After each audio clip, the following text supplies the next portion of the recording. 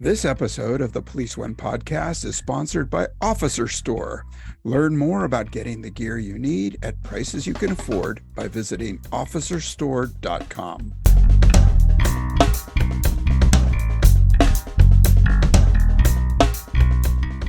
Hey, welcome back. You're listening to Policing Matters on policeone.com, or maybe you're watching us on the YouTube channel, the Police One YouTube channel, where you can see me and my guest, and you'll want to see my guest today, so stick around. Law enforcement officers may encounter situations where an individual may be unresponsive, appearing confused perhaps, excited, or acting in a manner that doesn't quite fit the situation. How can we do an assessment? How can we make one to make sure that we connect with the person? Well, people with intellectual and developmental disabilities, or IDD, continue to be overrepresented in the criminal justice system as suspects, defendants, and incarcerated persons, often because of the manifestations of their disability that can cause suspicion. Well, this is especially true for individuals with invisible disabilities such as autism. People with IDD may unknowingly confess to a crime they didn't commit. After arrest, the problem worsens as they often cannot assist their own defense and often alienate jurists. Today's guest is Leigh Anne McKingsley. She is the Senior Director of Disability at the ARC and Justice Initiatives and the lead for the National Center on Criminal Justice and Disability. Well, welcome to Policing Matters, Leigh Anne McKingsley. Hi, thank you for inviting me today. No, it is an important topic that we should be talking about. We don't talk about it, and you have a great understanding. Our hope today is to give our listeners a better understanding of individuals who have intellectual and developmental disabilities, or IDD. So to set the stage, can you tell us about what kinds of people we're talking about here? Your organization represents an array of people and disabilities. Our audience is mostly law enforcement officers. Let's make sure we're talking about the same things. Absolutely, and I think that can actually be very confusing for officers and other people in the community that don't really understand or know anyone that have an intellectual or developmental disability. And I will be saying IDD for short, just to make things a little easier. But people with IDD can often be confused with people with mental illness or mental health disabilities too. So that's one of the things that we often will bring out in our training. And just a little bit about the ARC, because some of your listeners may not be familiar with us. The ARC is over 70 years old. We really are at the intersection of providing support and advocacy to people with intellectual and developmental disabilities and their families. So we do all sorts of advocacy. We really try to be right in the mix of where people's needs are not being met, and making sure that, especially in the criminal justice system, they are able to access the system as anyone else would. And we have almost 600 chapters throughout the country, so you may have a chapter near you. And we like to really get our chapters connected with local law enforcement to see how it is that they can address some of these issues in their community. So that's a little bit about the ARC. I should say that 10 years ago, we got a grant to create the National Center on Criminal Justice and Disability. And the reason that's so important is just what you said already, that so many people are invisible. When I first came to the work 27 years ago at the ARC, I realized through death penalty cases that really nobody was even knowing that people with IDD were on death row. And then later they were exonerated because they were forced into false confessions. So that's what really got me started in this work. And I realized, okay, there's got to be something more we can do. We've got to educate folks about this population that a lot of people never see. Yeah, so across the board in law enforcement, we've seen places like Rikers Island and in Cook County in Illinois and Chicago, and even in our Los Angeles County Jail, this high population of people with mental illness and people with disabilities How are people with IDD victimized in the US? Are we talking about them as suspects and inmates? Yes, I'm glad you brought that up. That's another reason that we really wanted to focus in on this issue in our country and create a center is we need more data on this topic. Now, we do have some data from the Bureau of Justice Statistics that show just how often people with disabilities are victimized. So we know that they are overrepresented in our criminal justice system, both as victims and as suspects and inmates. And this data really leads us to wanting to think not only about how are we addressing people with mental health disability in the system, but also those with IDD. And usually in the data, they refer to cognitive disability. So that can be really broad in its approach. And we're looking at how can we get data that more is specific to, say, people with autism or people with specific types of disabilities, and how that can help us create better responses in these situations. So we do know the numbers are very high. It's 2 in 10 prison and jail inmates have some type of disability, and also victims, for example, just sexual violence. We know that people with intellectual disabilities specifically are 7 times more likely to experience sexual violence. So we do a lot of work at the center. We have 6-7 projects going on right now, focused on supporting sexual assault victims, as well as making sure we're getting officers trained on these topics. Wow, those are numbers I did not realize. That's incredible.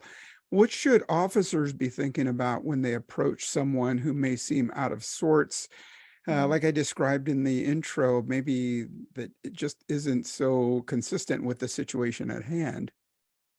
Yeah, that's a great question. And that is one that we really focus on in our training that we provide nationally.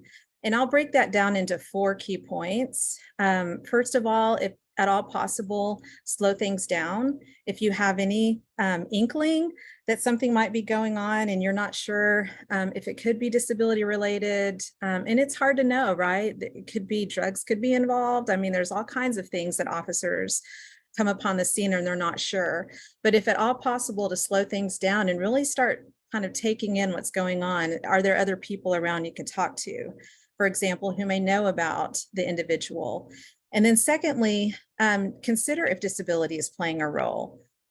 Officers are trained to control situations, and yet when there's a disability involved, that can backfire, because the more you might want to try to control someone, the more that can create that fight or flight. And we see that in people with intellectual developmental disabilities. And so the more you can create space, back off, these are all examples of accommodations that can be used when officers come upon a scene and they really want to keep everyone safe at the scene. And then the third thing is using those accommodations. So I mentioned some of those, but other examples are like minimizing the sound around them. So turning off the sirens, giving that space, asking support people to help if at all possible. And then lastly, calling for CIT or mobile crisis unit, calling for support so that you're not the only one there, or you're bringing in someone who has experience and more of a comfort level in working with people with disabilities. I think everyone should get training on this. It's important for officers to really have at least a basic understanding. And so in a minute, we can talk about some of the solutions and training that's available. Yeah, and I'm glad you mentioned CIT or crisis intervention training. I see the overlapping with a lot of the individuals that we have encounter on the streets with mental health issues, people in crisis, maybe even dual situations of mental health issues combined with drugs or alcohol, self-medicating people. So good to have that CIT training and people who can do exactly what you just talked about as far as backing off and going in slow and bringing down the volatility of the situation. What can be some of the questions that an officer might ask an individual in either in crisis or somebody who's just not non-responsive or unresponsive? Yeah. I think one of the first things is knowing what questions to ask when you're thinking about if someone could have a disability.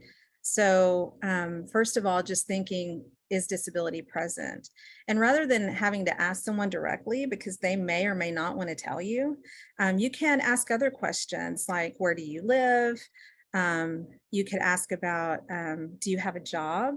All of these things may help cue the person to understand, oh, they live in a group home, or they may not be working right now. Sadly, the employment rate for people with disabilities is very low. Like we have 70% of folks do not have jobs. So that's another issue that we work on at the ARC. But asking questions like that, do you get social services, or are you getting a certain type of service? And that can help officers understand. And then after that, just trying to get an idea of, I think it's really like building trust. What is a hobby that you have? What do you like to do? Even a question as simple as that can alert officers to if the individual may, for example, likes to play certain cards or do certain things that may not seem age appropriate for that age of a person. Mhm. Things like that can tip an officer off to go, okay, hold on a second. Let me do a little bit more digging here and see if there is a disability I need to be aware of. Yeah, so officers may be called to a call for service of a suspicious person or somebody acting strangely, and rather than go straight to the crime at hand or the suspicion, but to go in low with some foundational questions and sort of have the individual feeling comfortable maybe and thinking about the questions. Yeah, absolutely. And that, we know that can save a lot of heartache and a lot of potential problems.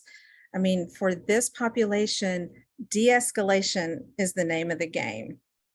Every opportunity, we want to think about how can we de-escalate a situation. And for people with IDD, a lot of times that does mean backing off, giving space, and trying to get as much information as you can from others, and really listening to what is going on. We've dealt with a lot of cases where if those kind of accommodations would have been put into place, that could have potentially saved a life. Mhm. So, we want to make sure that officers are equipped and they have the information they need so that they feel comfortable when they go into these types of situations. For sure. And it would cause a paradigm shift by the responding officers. Law enforcement officers are problem solvers. They want to they want to be efficient, get right to the meat of the issue. But this would cause officers to have some more thoughtfulness, be more observing about the individual's behaviors and then going in with appropriate questions. Yeah, absolutely. And one of the examples I was going to mention, you talked about CIT training. So I wanted to mention some of the work that we've been doing around that. And I know many are familiar with CIT, crisis intervention teams. So what the project that we've been working on in the past couple of years is called CRIT. So this is crisis response and intervention training. And this is similar to CIT, but it does have a couple of differences. It was built on the CIT model, but it really incorporates more on intellectual developmental disabilities throughout the training. And it's designed to really support law enforcement agencies as they implement different types of crisis response in their communities. So it has an actual curriculum with it. It's available for free right now through the Bureau of Justice Assistance website. And that's, I'm sure in the show notes, we provide the links to all that. So that's one new type of training that's available to officers now. And I should say that is a 40-hour training. So that's a full week, just like CIT. And another type of training is the Pathways to Justice training, which is the one that our center offers. And it's different in that we are trying to reach not only law enforcement on the same training day, but also victim service providers and the legal system. So we work with communities to establish what's called disability response teams. And this is really more of a, let's get in front of the crisis before it happens. So instead of thinking of it as a crisis intervention, we're trying to kind of sell this idea of crisis prevention. And how do we start having these conversations before that crisis gets here? And that's what our Pathways to Justice training is doing, is we're working with different disability response teams throughout the country to be prepared for when that crisis comes. And then we actually talk about on that training day within little teams, what would we do differently? What's missing in our community? Why aren't we able to serve this population? Why do they keep cycling in and out of the system? So all of those kinds of questions, we really want to raise awareness that, not one professional group can solve this. Not one advocacy group can. It's just not possible. So we need to bring together law enforcement with the community, and especially the disability community, to start hashing out like what makes sense for our community. And so that's another great alternative and option for training for law enforcement that we like to let everyone know about. So again, that'll be in the show notes as well. Great. Yeah, we have those links, and our listeners and viewers can just click on the notes below and check out the links that you're talking about. You often in your literature, you talk about false confessions and people who are in jail who shouldn't be there. Law enforcement officers responding want to gather that information and solve the crime. What's your position on someone who may want to confess or volunteer information, maybe to please the officers? What do you say to the individual and the responding law enforcement officer? Yeah, that's a really important one. And another reason why I got real interested in this work, because there wasn't, at that time, I don't even think there was anything like a modified Miranda, which now we do have. So in our training, we talk about using something like a modified Miranda, which is essentially breaking down the Miranda into more plain language. That's a huge topic of discussion in the IDD field, because you can imagine that language is a barrier if people don't understand things. Sure. So to create equal access to the system and to police, how do we create language, like using plain language, to make things more easily understandable? So what that then looks like is, say after each piece of the Miranda, you would pause and say, now can you explain back to me in your words what I just said? And that will tell you real quickly how much someone is really understanding. I mean, let's face it, the Miranda is not that easy to understand anyway for anyone. But you want people to understand that they have rights. They can ask for an attorney. And a lot of times they don't understand that.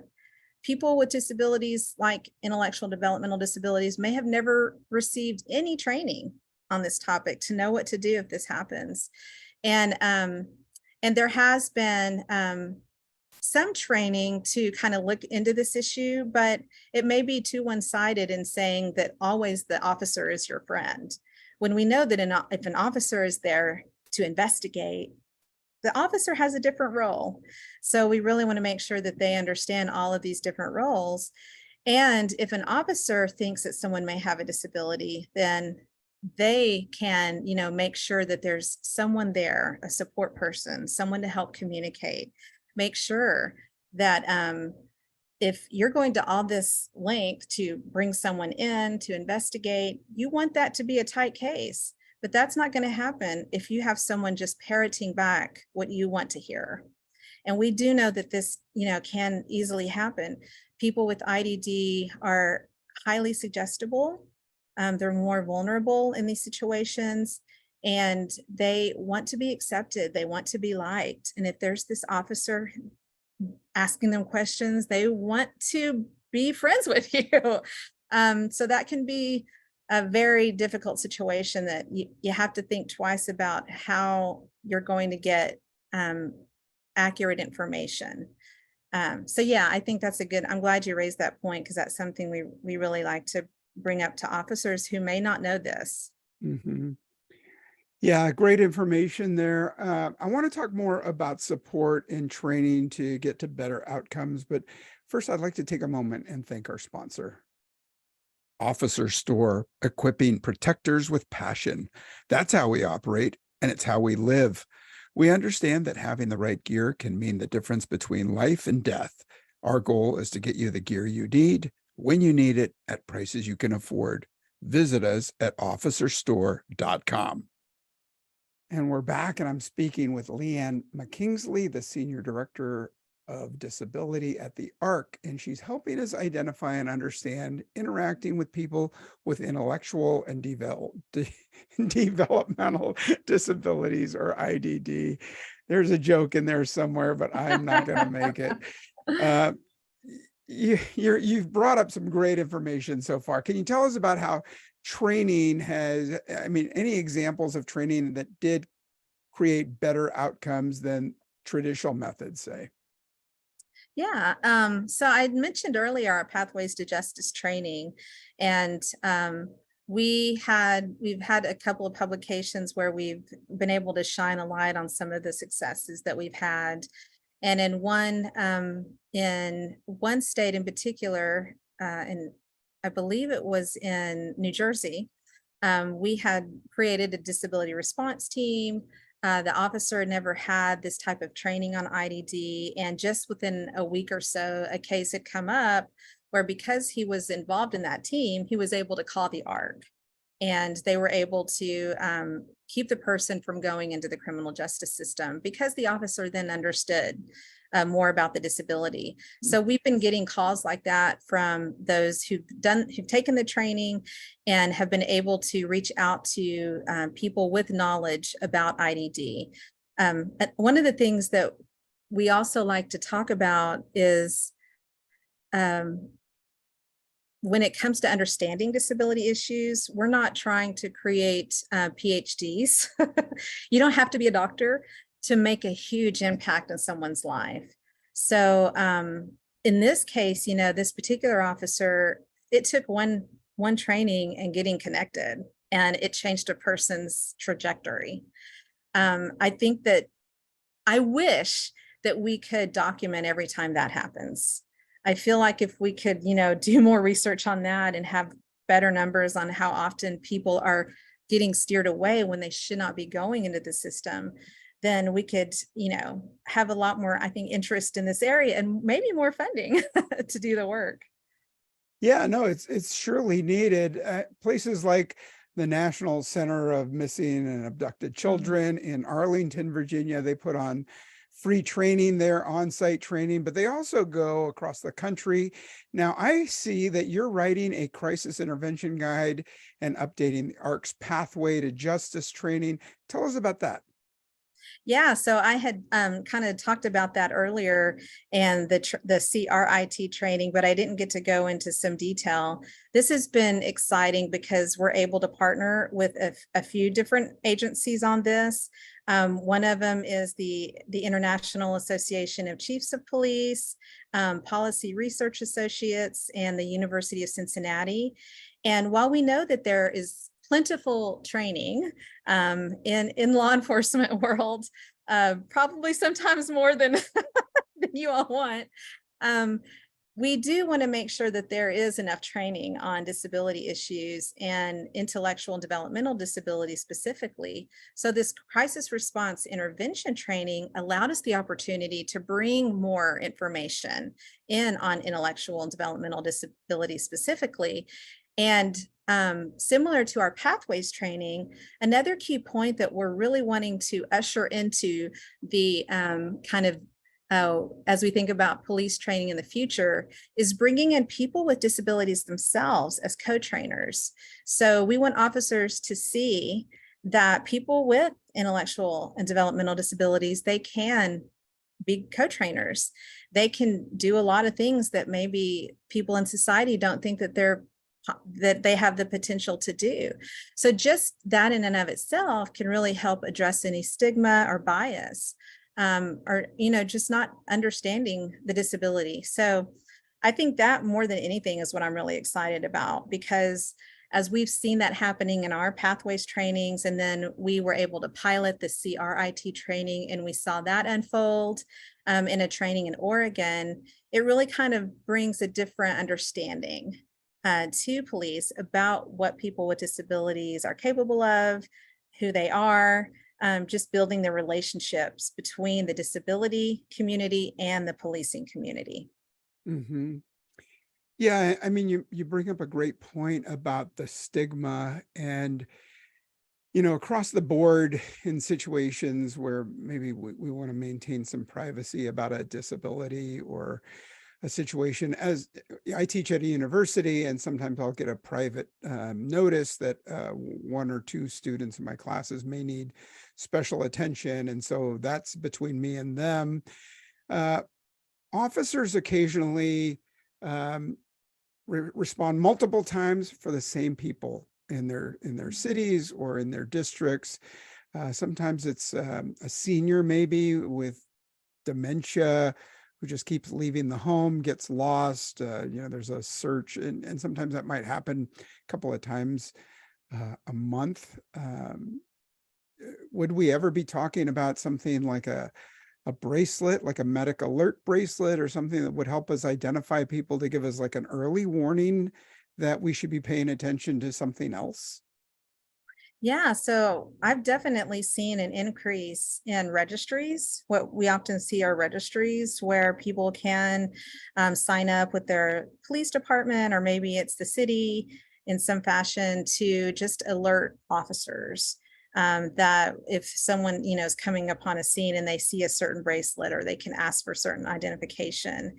There has been an increase in that as a potential solution to some of these issues. We do want to be careful with that, though, because we don't want to assume that that's going to be like the main thing that addresses all of the issues involving people with IDD in the system. And privacy issues are a concern. Some people may not want to wear something that identifies them, and that's their right if they don't want to wear that.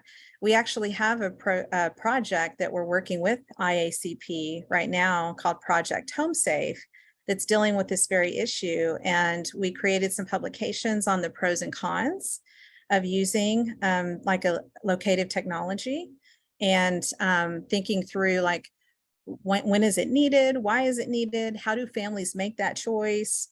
And we had some officers in webinars related to this saying that that should be the last resort. They have family members, they have children with autism or other IDDs, and they feel like, having to track someone should be a last resort, and all these other things should be taken in consideration. Mm-hmm. And it should always come alongside with training. So while that can be something to alert officers, it can't be the thing that we count on. And in some situations, in fact, I was just reading one regarding the ADA, the Americans with Disabilities Act. Even if an officer knows that a disability is present, that doesn't guarantee that the behavior will change, or that their response will be different. Mm-hmm. So the reason you want to know if a disability is present is so you can change your response and hopefully de-escalate a situation. But officers can't do that if they don't know what the strategies are to de-escalate. So for all of those reasons, I think we have to kind of hold that gently and think very thoughtfully about identifying folks. And I don't think I gave you that information, but I'd be happy to provide that later, just our fact sheets on that topic. Okay, awesome. That's great. It's been my own history, and I've heard stories, situations where there's an individual in crisis, maybe within the house or maybe outside, where there's been some forewarning. Maybe there's a statement that says, hey, something really bad's going to happen today, or even maybe somebody will die today. What are the responsibilities? I wanted to say obligations, but they're really the responsibilities of family and friends who hear this and then go on about their business, what should they be doing, and what should police know? I mean, sometimes we get these calls and he's up in the room, and behind a closed door, it's a box of chocolates, right? We open the door, we never know what we're going to get inside. Mhm.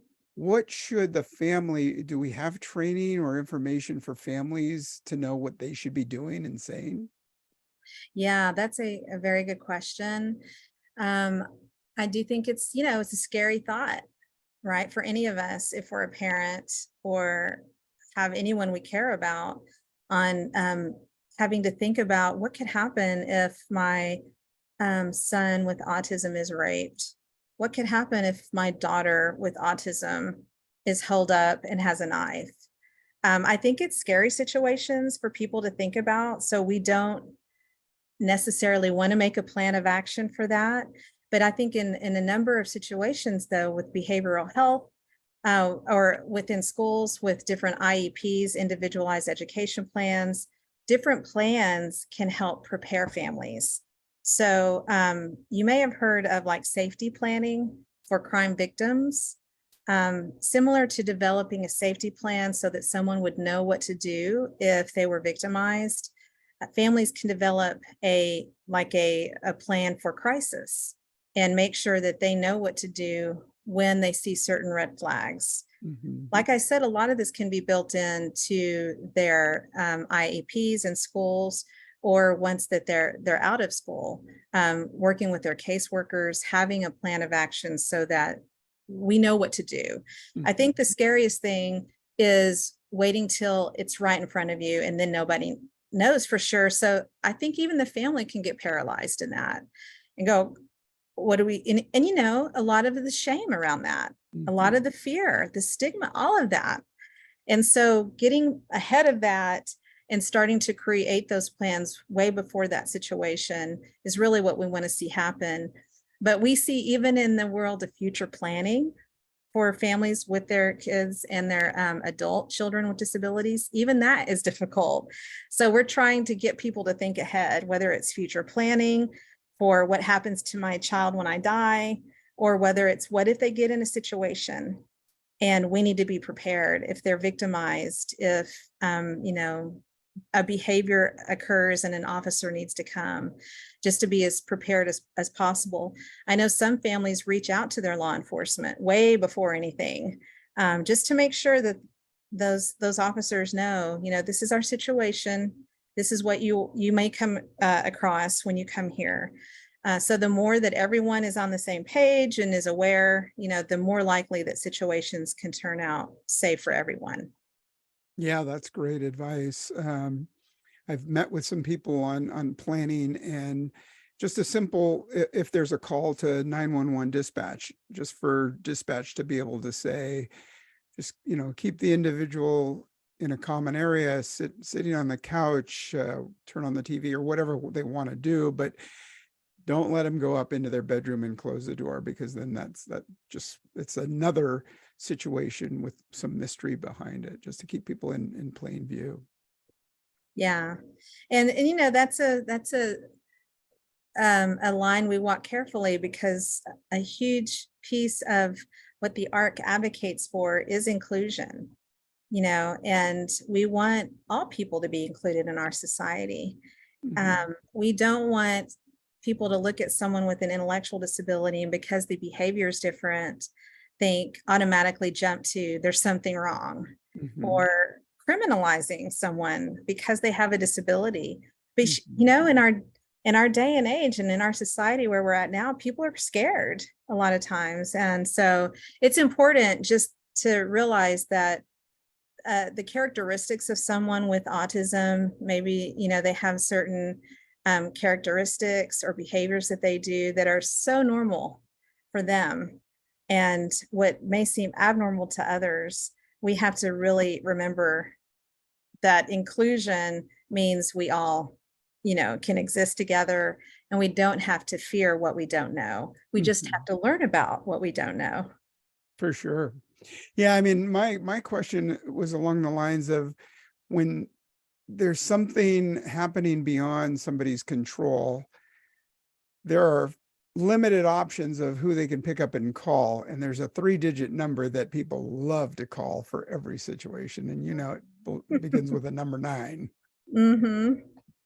Absolutely. And now we have a 988 number just Right. to make it more interesting. And we've actually been working on that.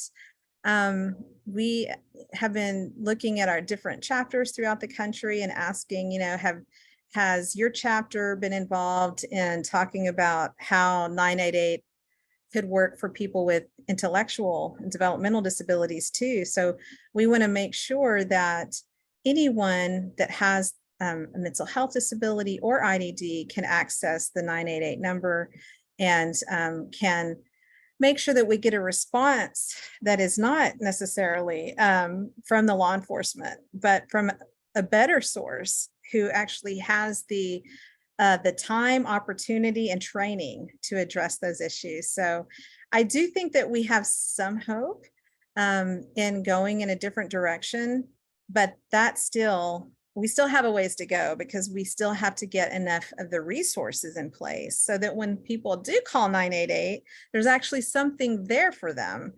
And from law enforcement that anytime we have this conversation in our trainings, officers always say, well, that's great. We'd love to refer them. Tell us where. Right. And so it's that circular problem, and it's like, that's why we need to have the crisis prevention focus, because we have to start looking at what is actually there for people and what do we have to do to get more resources to people so that they're not always calling 911 and 988. Right. Well, you are doing some great work and you are pushing the boundary and getting people informed. You've got some great websites, your own, the Pathways to Justice, Informed Police Responses, and of course, the arc.org. Great work you're doing, Leigh Anne McKingsley. Thank you for what you do. Well, thank you. And I really appreciate this opportunity. Anytime we can get the word out about this, we really want to help law enforcement with that. Every little bit helps. For sure. Well, thanks for taking time with us today. And I'm sure you're going to get a couple of contacts about people for your services and training. And I hope so. I hope our listeners enjoyed hearing from you and about the programs and the really important issues for people with intellectual disabilities and developmental disabilities. So thanks again. Thank you so much. All right, to our listeners, I hope you enjoyed the show today. Drop me a line and let me know at policingmatters@policeone.com, policingmatters@policeone.com, and let me know what you think. All right, take good care, be safe, and talk to you again real soon.